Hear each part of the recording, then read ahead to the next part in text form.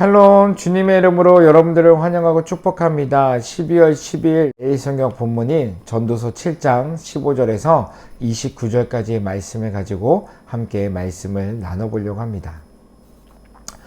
2022년도 저에게서 최대 관심사는 그리스도인이 그리스도인답게 살아가는 것이 과연 어떤 것인지, 그리고 어떻게 살아야 정말로 하나님의 기뻐하시는 삶인지, 그리고 어떻게 그리스도인답게 살아야 세상 사람들에게 손가락질 받지 않고 그리고 그리스도인답게 살아가는지에 대한 것이 올해 저의 최대의 관심사고 숙제였습니다. 특히 코로나로 인해 교회 그리고 신앙인들의 민낯이 낱낱하게 드러나 보이게 됐습니다. 더더욱 이런 것들이 드러나게 되면서 수면 위로 올라오게 되면서 더더욱 제가 지금 2022년도 가운데 해왔던 그 질문들 그리고 문제, 숙제를 되새기면서 말씀을 묵상한 듯 합니다.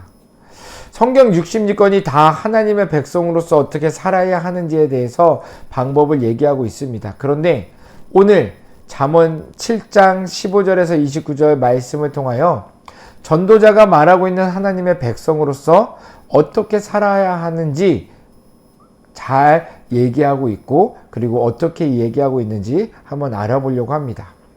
첫 번째로 전도자가 말하고 싶어 한 것은 이겁니다. 지나치게 치우치지 말자는 겁니다.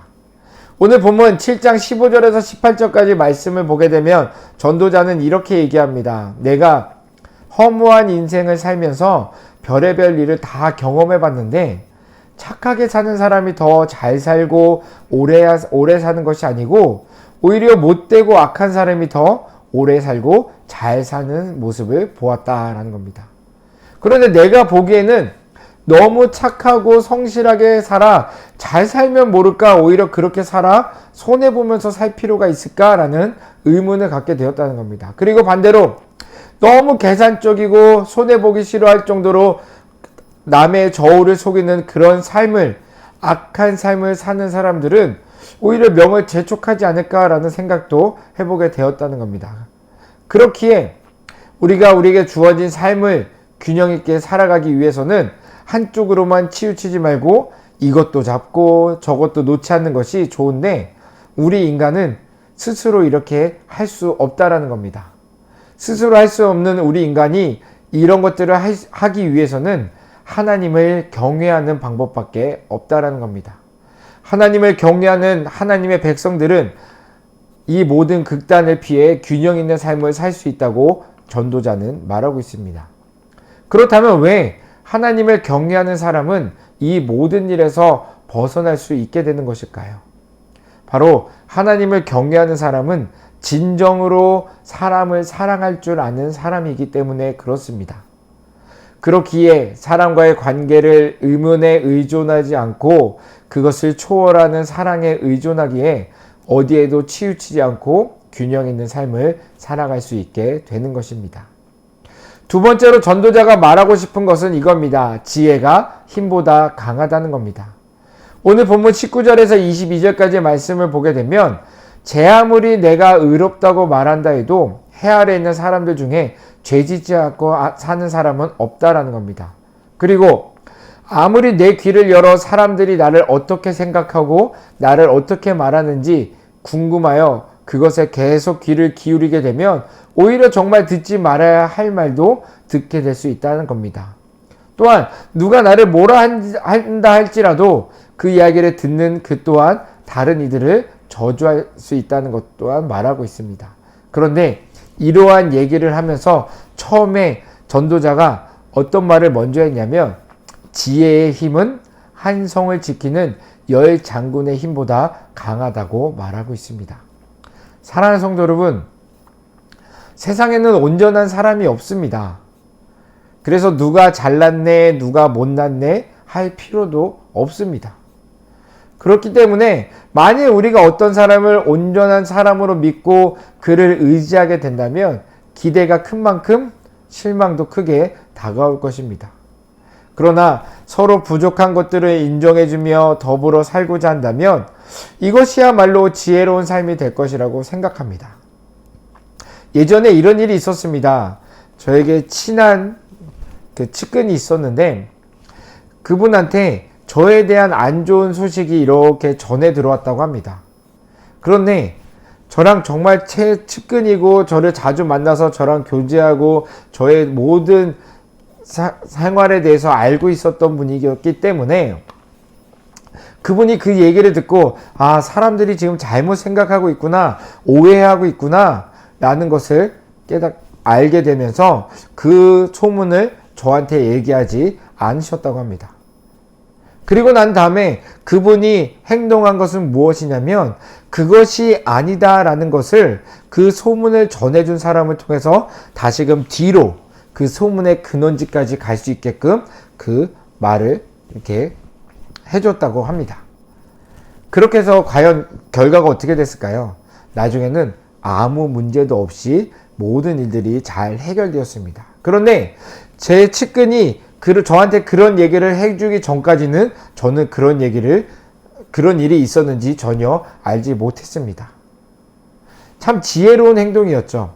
만약에 그런 소문을 듣고 저한테 얘기를 했다라면 분명 저는 화를 냈을 것이고 그리고 그 소문의 근원지를 찾아서 아마 이 사람 저 사람을 계속 찾아가면서 물어보고 또 물어보고 그리고 그렇게 화내면서 사람들에게 보이지 말아야 할 그런 모습들을 보였을 것입니다. 그런데 정말 그 소문을 들었던 그분이 저에 대해서 너무나도 잘 알고 있었기 때문에 지혜롭게 생각하고 지혜롭게 행동하였기 때문에 그런 일들이 일어나지 않게 되었고 그리고 저 또한 사람들 앞에서 화내는 모습과 그런 하지 말아야 할 말들을 안 하게 되는 그런 일들이 있었습니다. 이렇듯 지혜의 힘은 한 성을 지키는 10장군의 힘보다 강하다고 전도자가 말한 것처럼 이 지혜의 힘이 얼마나 큰지 경험할 수 있게 되는 계기가 되었습니다. 사건이 되었습니다. 세 번째로는 전도자가 말하고 싶은 것은 이겁니다. 지혜를 얻기 위하여 수고했지만 그것을 얻을 수 없었다는 겁니다. 23절에서 26절까지 전도자는 이렇게 얘기합니다. 지혜를 깨닫고자 하는 모든 수고가 내가 얻은 것이 있는데 그것은 바로 마음의 올무와 금을 갖고 소는 포승 같은 여인은 사망보다 더 쓰다라는 것과 하나님을 기쁘게 하는 자는 그 여인을 피하려니와 죄인은 그 여인에게 붙잡히리로다 라는 것입니다. 전도자는 지혜를 얻기 위해 수많은 노력을 해왔지만 얻을 수 없었다고 합니다. 그 이유가 바로 이겁니다. 올무와 금을 그리고 포승, 즉 사람을 유혹하는 여러 가지 수단들 때문이라고 말하고 있습니다. 여러 가지 우리를 유혹하고 미혹하는 그런 수단들 때문에 지혜를 얻으려고 많은 노력을 했지만 얻을 수 없다라는 겁니다. 오늘날 우리들도 마찬가지 아닐까요? 너무나도 많은 기술적인 발달로 인하여서 문화적인 발달로 인하여서 정말로 지혜로 보이지 아니하고 들리지 아니하고 우리에게 주어진 성경 말씀, 진리인 성경 말씀이 진리가 아닌 것처럼 보이게 되고 그것을 반박하기 위해서 어떻게 보면 더 애쓰고 있는 것이 오늘 우리들의 모습이 아닌가라는 생각도 해봅니다. 특히 오늘 말씀에 하나님을 기쁘게 하는 자는 그 여인을 피하려니와 죄인은 그 여인에게 붙잡히리로다 라고 말하고 있는 부분을 보게 되면 여인, 즉 악한 길로 인도하는 것으로부터 피할 수 있는 길은 오직 하나님을 경외하는 것뿐이라고 고백하고 있는 것입니다. 그리고 27절에서 29절을 통해 전도자는 다시 한번 자신이 깨달은 일을 강조하고 있습니다. 그런데 여러분, 여기서 본문을 좀 잘 이해하실 필요가 있습니다. 혹 본문을 잘못 이해하게 되면 성차별을 하는 듯한 인상을 받으실 수도 있기 때문입니다. 그러나 확실하게 말할 수 있는 것은 타락한 본성을 가지고 있는 사람은 남자나 여자나 모두 동일하게 타락하고 부패한다는 것입니다. 그럼에도 불구하고 여인을 타락의 원천인 것처럼 악의 근원인 것처럼 악한 길로 인도하는 그런 것처럼 말하고 있는 것은 여인이 가지고 있는 상징성 때문이 아닐까라는 생각도 해봅니다. 여인이 가지고 있는 감수성, 그리고 아름다움 등 이 모든 것들은 우리를 유혹하는 것에 어떻게 보면은 충분히 우리를 유혹하는 방법으로 볼 수 있는데요. 이런 것들을 통하여서 여인으로서 하나로서 이렇게 딱 집어서 얘기하고 있는 것을 보게 됩니다. 그렇기 때문에 다른 오해는 없으시기 바랍니다.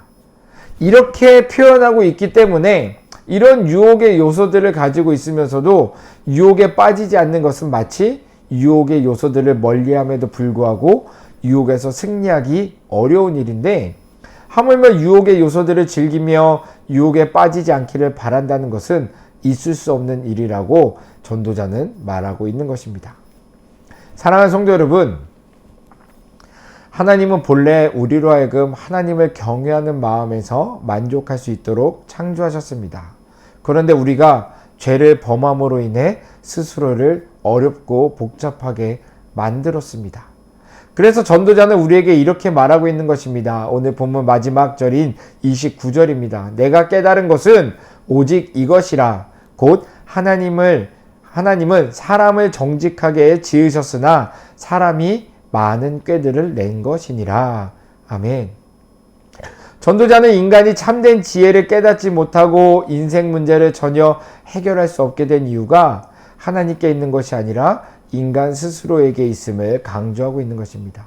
다시 말해서 하나님께서는 삶의 올바른 길을 우리들에게 제공해 주셨지만, 그럼에도 불구하고 인간은 끝없는 욕심으로 인해 하나님께서 주신 말씀 듣지도 않고 보지도 않음으로 인해 하나님께서 제공하신 것을 완전히 수용할 수 없게 되었습니다.